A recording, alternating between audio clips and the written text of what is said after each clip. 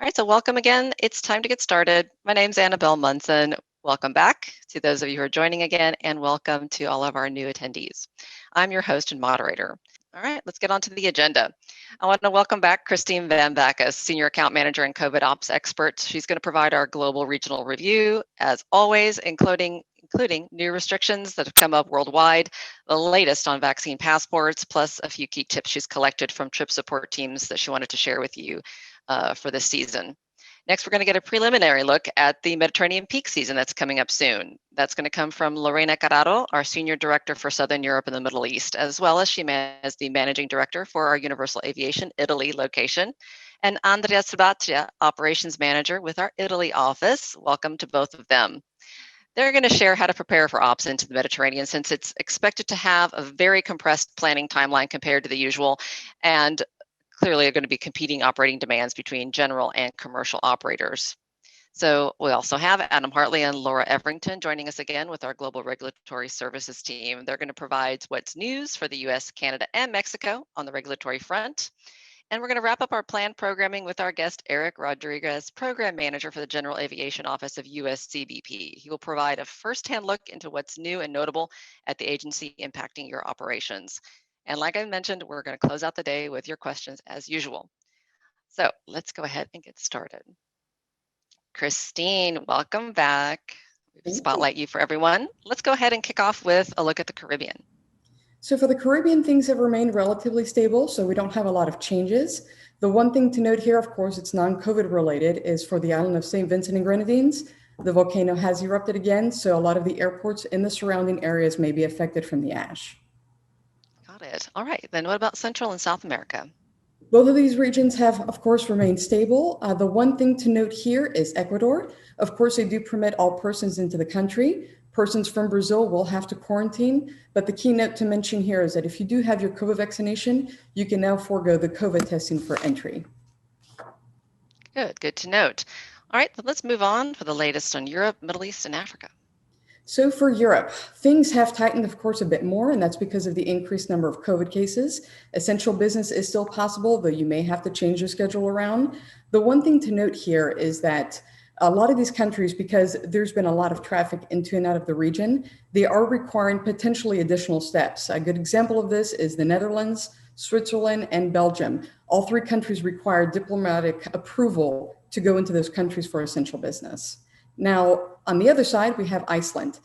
Fortunately, they announced on April 6th that effective immediately, any person non-Schengen, as long as they have their vaccination, they can travel to the country. The great news about this is, of course, now you can enter without any restrictions for any purpose. The one keynote here to mention is that for the vaccination card, the regulation does stipulate that it needs to be an EEA or an EFTA vaccination card. So for this reason, we're recommending that you send your vaccination cards in advance to the handler just to reconfirm it with immigration. And then upon arrival, you will get a COVID test and you have to quarantine until you get those results. It takes about a day. And then after that, you're free to go. And then Ireland, they just announced that effective tomorrow, US and Canada are on the high-risk countries. What this means is that for persons that go into Ireland that have transited the US and Canada within the 14 preceding days, including tech stops, when you go into the country, you're going to have to stay at one of the quarantine hotels that they have designated. You have to remain in quarantine for 14 days. And on the 10th day, you can be eligible to exit that self-quarantine if you take a COVID test and it is negative. Of course, active crew are exempt from this. Relief crew, you're going to have additional documentation. So you want to coordinate with the handler just to make sure that things are in place. And then, of course, for the Middle East, Oman announced on April 8th that they are banning all foreign nationals into the country, and that's until further notice. God, there was a lot to cover there. So let's finish off that global review with an update on Asia Pacific. So for Asia Pacific, first and foremost, Bangladesh, they have banned flights into the country effective immediately. That's through April 21st. For Philippines, yet again, they are now banning foreign nationals with very few exceptions. That is until April 20th, so we're going to have to see what happens there. But the good news is that French Polynesia, the president of the country, did announce that effective May 1st, they are looking to open again for tourism. Of course, we're going to have to wait and see what those regulations look like. But one thing is known, and they did announce it, is that any entry and departure from the country needs to go through Papeete. So that's November Tango Alpha Alpha, regardless of your final destination. Got it. All right, well, let's move on to another very popular topic, vaccine passports and immunity passports. What's the latest there? So we're seeing a lot of countries talk about, of course, vaccine passports. Denmark has their own. China is still talking about theirs. The EU is working through their process with the digital green pass to create theirs on what that may look like. But right now, a lot of countries are looking to create, or they have created, regulation for entry using vaccination cards. So we're going to have to see what those vaccine passports are, because apps like the IATA one did not consider GA in its equation, so they don't have access to that information like airlines do. And I think there are 29 airlines that have gotten on that process. So we're going to have to look at vaccination cards as your primary form of entry. Got it. Thanks for that. All right, switching topics. Let's talk about major events, especially the ones that we're following, like the Olympics. What's the latest there? So two of them. One, the Olympics. We're still waiting on the International Olympic Committee to define what is a VIP passenger. Of course, that will likely include sponsors, so we're going to wait and see what happens, and that will determine possibilities to travel there for the Olympics. Regular spectators. Looks like we may have lost Christine. And then on the other side, we have the World Economic Forum. Of course, we're still waiting on civil aviation to issue those guidelines. The one thing to note here is that currently any persons that can travel to Singapore, it's only through Changi, and it's only between the hours of 2 and 10Z for drop off and pickup. So hopefully we'll get more news soon. Thank you. All right, actually it looks like it was my internet and not Christine's. So again, so on that note, should I drop off to the gods of the internet, Lewis and the rest of the team will keep going until I'm able to join. So be patient, and we all know what it's like living in the new world of virtual connectivity. So thanks so much for that, Christine. And one more thing, as I mentioned in the intro today, I know you've collected some info from other account managers and team managers about what is the latest in trip support planning, like what they really want to convey is most important. Can you share some of those details? So really there are 4 key topics for me. One is vaccinations. Current passengers, get them done. That is the entry into these different countries.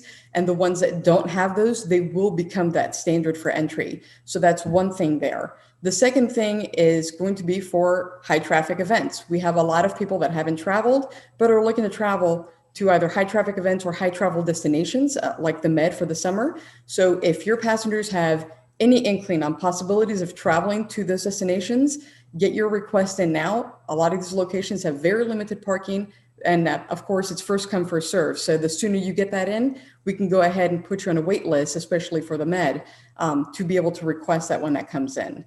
And then it comes down to charter permits. For those persons that have blanket permits that are either close to expiration or have expired, get that process in now. You have countries like Greece, Italy, and Singapore, all requiring those processes that are lengthier. So submit that documentation. And on that note, documents. A lot of people, of course, haven't traveled. So your insurance documents with us may have expired. So go ahead and get those to your team. That way, when you do have those trips, we're ready to schedule you. Excellent. Okay. Thank you, Christine. Appreciate it. All right, I'm going to move on now to our promised Mediterranean peak season update. And that's with Lorena and Andrea. Welcome. They're joining us from Europe. Good to have you today. All right. We're going to set the stage just a little bit because I want to make sure that our attendees know there is a lot of information that's still not available. The specifics are not quite there when it comes to everything we know you are anxious to hear about for planning Mediterranean trips. But in hoping to get ahead of it as much as possible, I want to help you lay the groundwork. That was the goal. And this is, again, based on, like a lot of our content in the webinar, it's based on what our clients are asking us about. And so we're bringing it to this forum. So while you're anxiously awaiting those particular details and those specifics, Andrea and Lorena have some background information to help you get ready. So can you start off, Lorena, with a reminder on what the Mediterranean, the actual region that is covered in this peak season and the highest traffic dates? Sure, with pleasure. Thank you, Annabelle. The Mediterranean region is the region of the lands around the Mediterranean Sea and includes more than 20 countries. Those of major touristic interest are Spain, France, Italy, Malta, Croatia, Montenegro, Cyprus, Greece, and Turkey. Each of these countries has a very busy and attractive location located on islands. Passengers traveling by sea usually look for a good connection between port and the closest airport.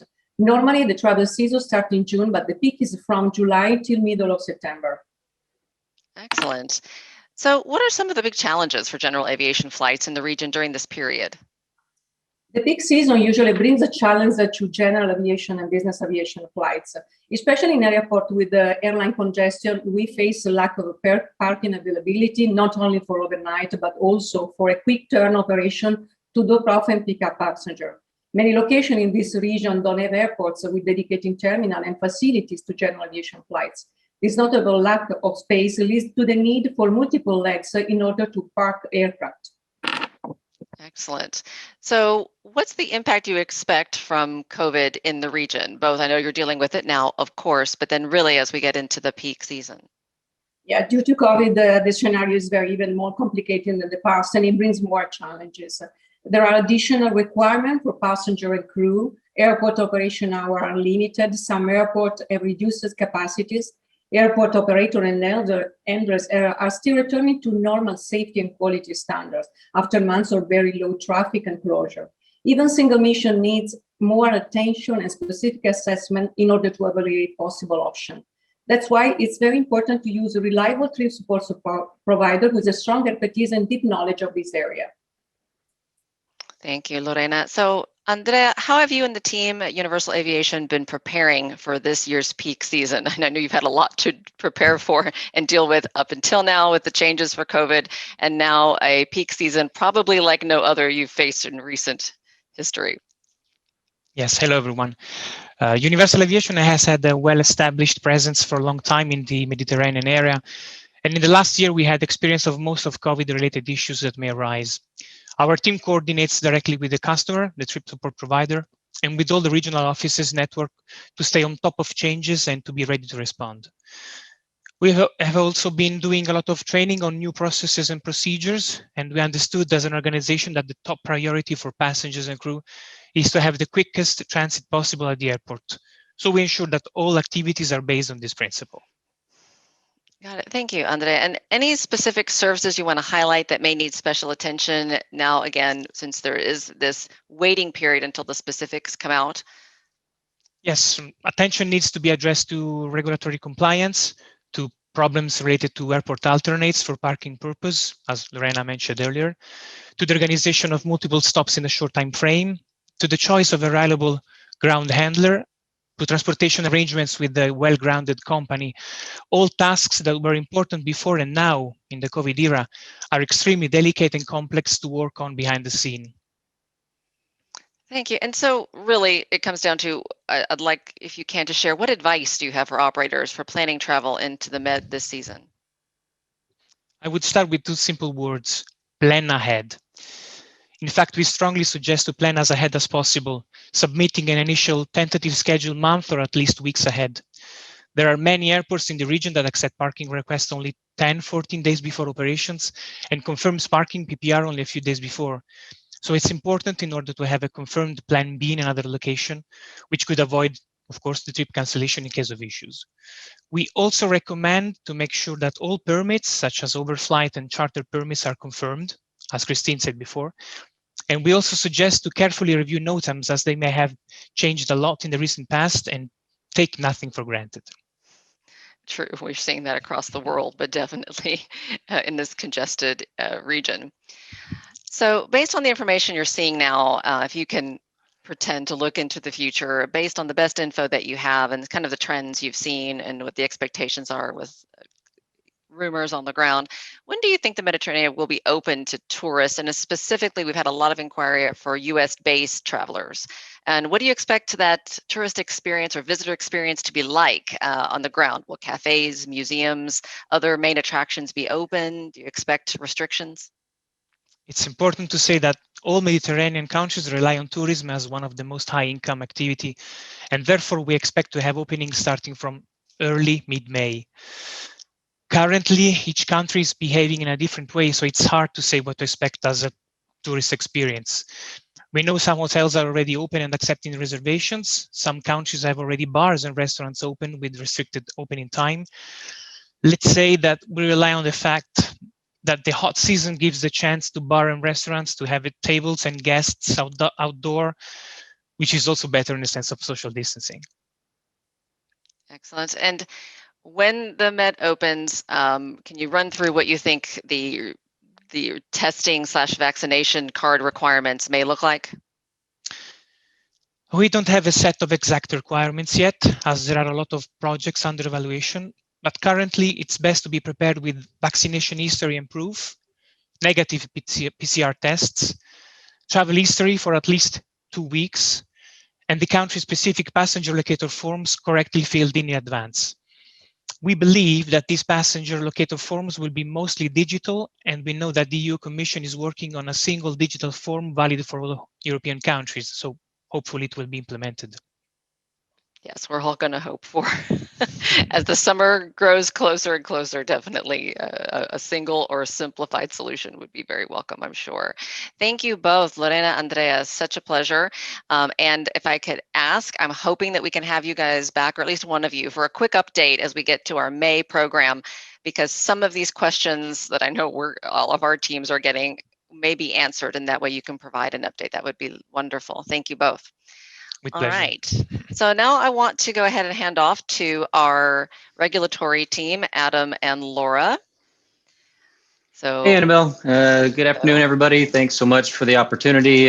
Great to be with you again. I've got Laura Everington with me today, as well as Eric Rodriguez, Program Manager for CBP. So we're going to do a quick update on North America and then have a conversation with Eric a little bit about CBP initiatives currently and going forward. So that was a great update from Christine, Lorena, Andrea. Really appreciate that. Like I put in the chat, GRS will be working on those Italy and Greece blanket permits and stuff as Mediterranean season comes alive, right? So we'll talk quickly about Mexico just to clear that out, because we do have a lot to talk about with the US and Canada. So Mexico, we really haven't had any changes. You still have to fill out your health authorization form prior to travel. But for the most part, travel is still fairly unrestricted as far as Mexico goes. I'll kick it over to Laura real quick. We got a couple of notes on Canada. Not great news, but Laura, maybe you can give us some quick updates. Sure. Thanks, Adam. Canada, is just not getting better. It's getting worse as far as accessibility into the country. Everything is extremely restricted. For now, outside of transiting flights, they're still funneling through the 4 major airports. Any flights going in, negative PCR testing, all of those requirements still stand. Sunday, they got a report that in Ontario and Quebec, they had the highest number of positive COVID cases since the pandemic began. So they are self-quarantining. There are curfews put in place. It's just getting more and more restrictive. And then yesterday they announced that the provinces in the Atlantic bubble, which include New Brunswick, Prince Edward Sound, Nova Scotia, and Newfoundland, that we're supposed to open up this week, and they have delayed that another month. Things are just getting worse and worse. And working with CBSA and CBAA, we have found out that it is because of the availability of the vaccines. The percentage is very low of the number of Canadian citizens that have been vaccinated in Canada.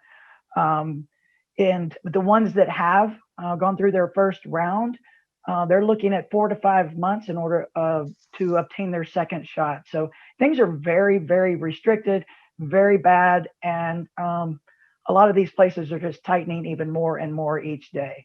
So we'll keep you updated and let you know what transpires. And I think what CBA also wanted to make sure that we noted was that Canada has a little bit different relationship when it comes to enforcement on requirements from their health organization. Can you comment on that real quick? Sure. CBSA takes a very active role in enforcing the requirements for crew members and passengers entering and transiting Canada as they pertain to COVID requirements. Unlike the US, CBP has backed off and do not take an active role in the enforcement of negative PCR testing, and some of the other requirements required for entry. So they work very closely with the U.S., with the Canadian Ministry of Health, and are very active. Gotcha. So we'll switch gears over to the U.S. I'll give a quick U.S. update, and then we'll move on to our special guest. But there has been some changes here recently in the U.S. As of yesterday, the presidential proclamations received a new amendment. Again, the U.S. is a story of access and mobility, like we've talked about. Access is governed by presidential proclamations. Presidential proclamations identify suspended regions around the world. What we're seeing now is that there's a little bit of more loosening of those restrictions around those suspended areas, specifically around immigrant visas. So people who are immigrant visa holders, and Lewis will post the State Department link in our chat. But if you are an immigrant visa holder, think special diversity visas, special work visas, things like that, that people have been restricted or visas that have not been able to get them into the country are now going to be issued a national interest exception. So it's not the same as an exemption, and maybe Eric will comment on that in a minute, but they'll essentially be issuing national interest waivers or exceptions for anybody who falls in those visa classes. The U.S. does not have any kind of national quarantine in place. There are, our outline states, Hawaii and Alaska, have some specific requirements that we'll touch on in a minute. But for the most part, CDC requirements still stay in place. PCR testing 3 days prior, all of those things are still in place for the U.S. We did have one other change here recently, Lauren. I wanted to talk to you about it real quick. We had to make a change to the APIS schema recently. Can you talk about that for a minute? Sure. This was all as a result of an Ebola outbreak in the Democratic Republic of Congo and the Republic of Guinea. So the CDC is now requiring contact tracing information for those travelers coming from those regions. There's 5 data elements that they're looking for: full name, address while you're in the US, 2 contact phone numbers, and an email. Working with Homeland Security, CDC realized, working with CBP, that APIS was the best way to collect, transmit, and retain this information. So working with industry, we worked with Eric's office and developed the 3 additional data elements that are not already transmitted on APIS, which are the 2 contact phone numbers and email, and updated the XML schema. Everything seems to be working great. So Universal is ready to go on that front? Absolutely. We're up and running. We've updated the XML schema and ready to go. Let's go ahead and move to that next, to our next segment, which are your questions that you sent in advance. Lots of them. And it looks like Lewis is getting more for our final segment of your live questions. So if you can hang on with us, we're going to answer as many as we can. So just again, I did restart our recording. So do remember that while we won't be able to send you this recording for the webinar, wow, I'm going to get to the right word, the webinar in its entirety, but we will be sending out portions, and that link will go out in the weekly COVID email that goes out tomorrow on Thursday. So actually, we're going to start off our pre-submitted questions with Christine. So welcome back. This question relates to COVID vaccination requirements for flight crews. Do we anticipate that various destinations, either domestic, example they gave here was Hawaii, or international, may enact policies that require transient flight crews to be fully vaccinated prior to entry? Or do we believe that such destinations will use vaccinations as an exemption to quarantining and or pre-departure testing, and that those alternatives will provide an entry path to those flight crew who aren't vaccinated yet? So first things first, right now, a lot of crew are exempt from either the testing requirements or completing certain forms. In some cases, it depends on how long you're on the ground, or in other cases, they just require you to complete that information. Now, right now, that is the case. As we move forward with vaccinations, I fully expect that crew, as with passengers, are going to require to have that vaccine with them in order to be able to enter the country. That will either permit you to enter quarantine-free, or it will permit you to forego the COVID testing. So as things move forward, I see an expansion on that platform rather than quarantine in your hotel room. Got it. Thank you for that. So Adam, Laura, I have a question for you guys. Do you have any idea when we will see, if we're going to see, the addition of "I've been vaccinated" to the required attestation form for U.S. entry? The comment that came along with this question was, with the rise in vaccinations, the people that have gotten and recovered from COVID may actually end up being fewer than those that end up being vaccinated. Again, an opinion that's being shared based on what their question is. So has that changed anything, the rise in vaccinations?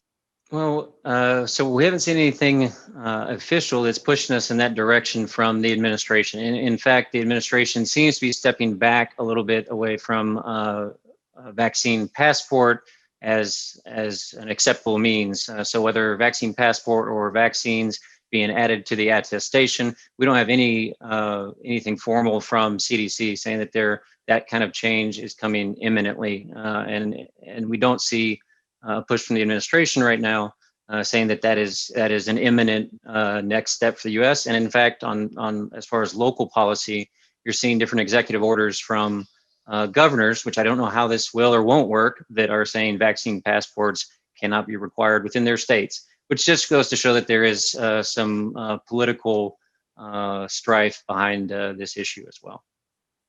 Got it. Thank you, Adam. So back to you, Christine.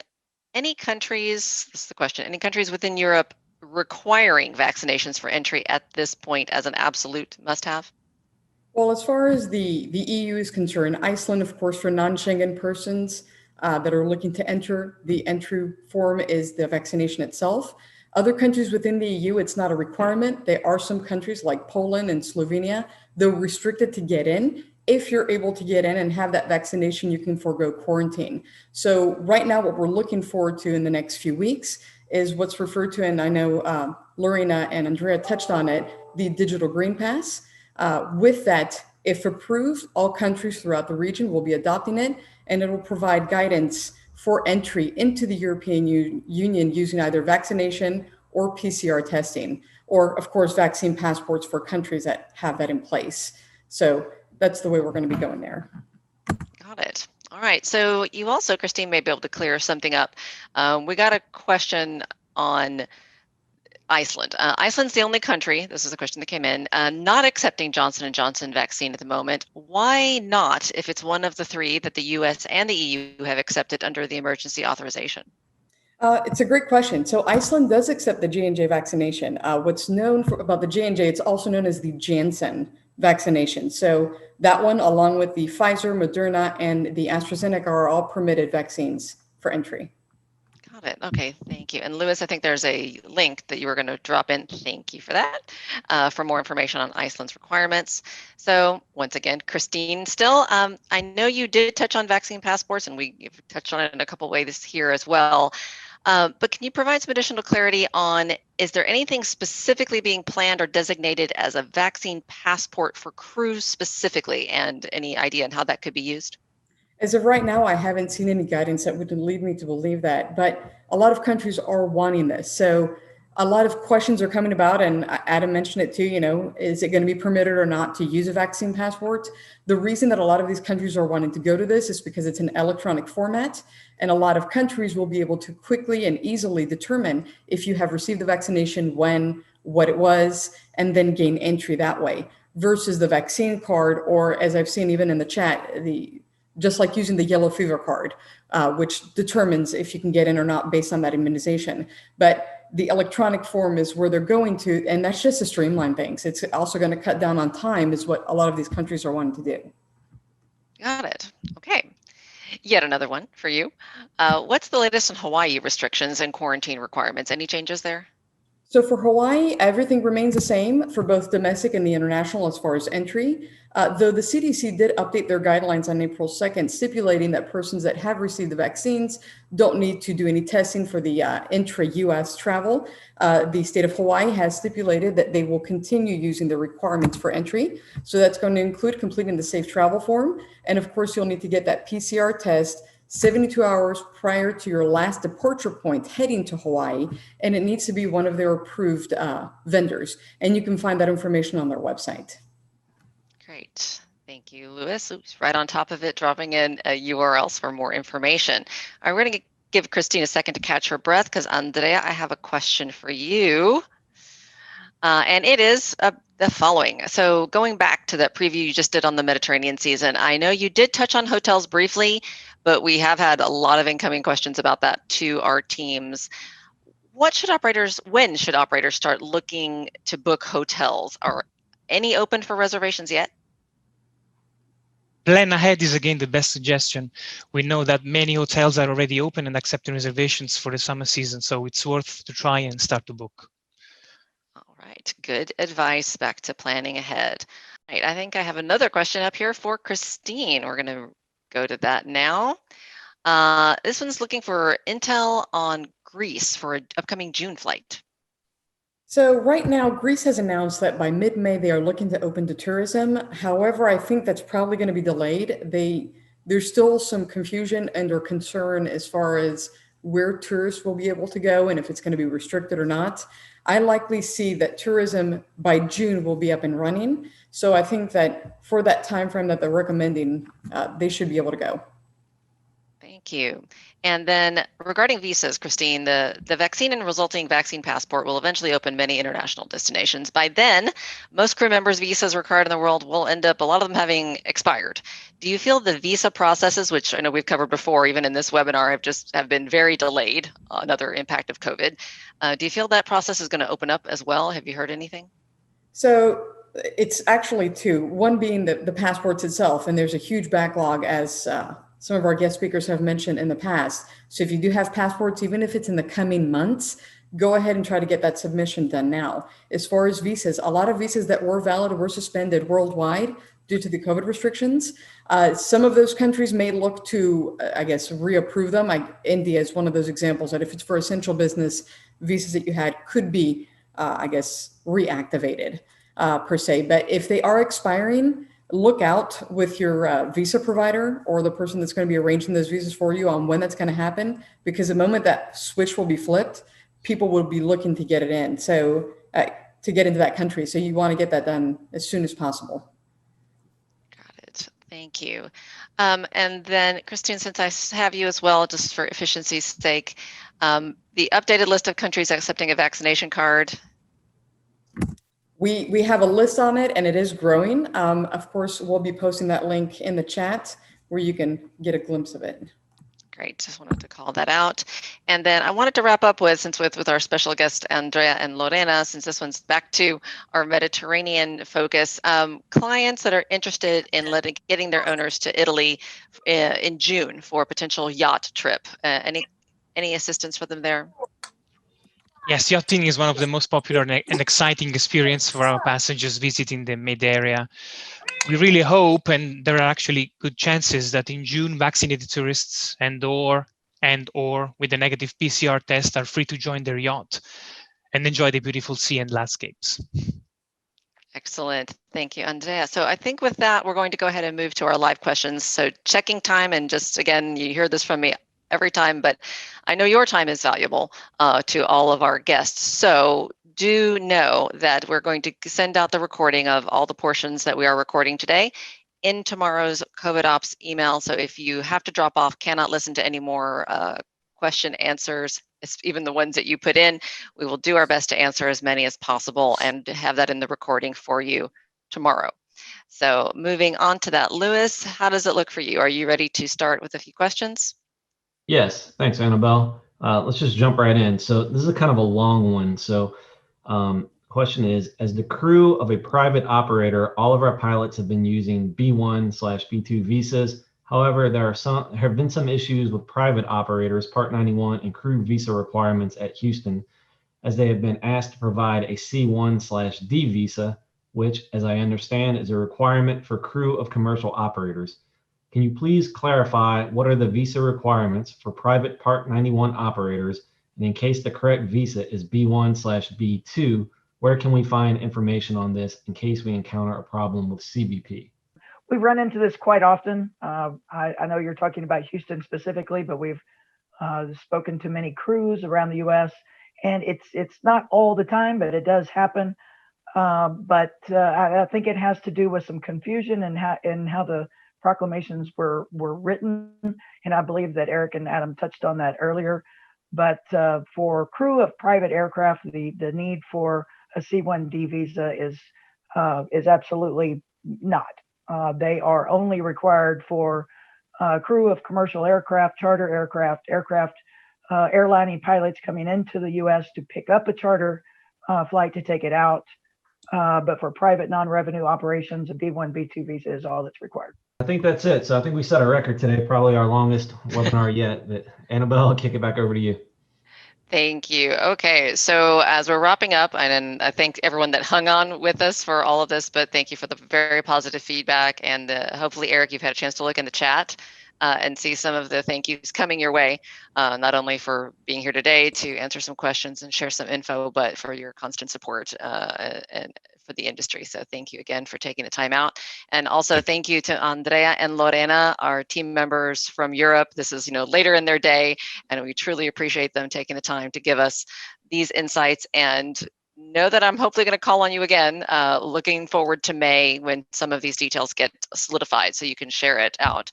I guess, Liz, anything else come up that we need to address with the team before we head out? I think we're good.